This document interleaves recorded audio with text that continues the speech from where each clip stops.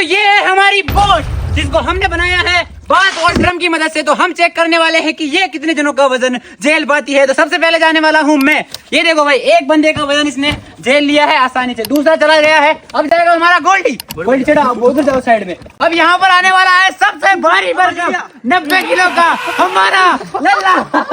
और देखते हैं क्या ये वजन झेल पाती है। हम जा रहे हैं पानी के अंदर। जब तक लल्ला बैठ रहा है, आप बताइए कि कितना वजन इस बोट पर जा चुका है। कमेंट करिए अपना आंसर। तो दोस्तों हम 4 लोग चढ़ चुके हैं हमारी नाव के ऊपर और इस नाव ने जो है आसानी से इन 4 लोगों का वजन उठा लिया है। अगर आप चाहते हैं कि हम इस बोट के ऊपर करें 24 आवर चैलेंज तो कमेंट बॉक्स में लीजिएगा 24 आवर और वीडियो को लाइक करके चैनल को सब्सक्राइब कर दीजिएगा ताकि हमारे चैनल पर 1000 सब्सक्राइब कंप्लीट हो सके।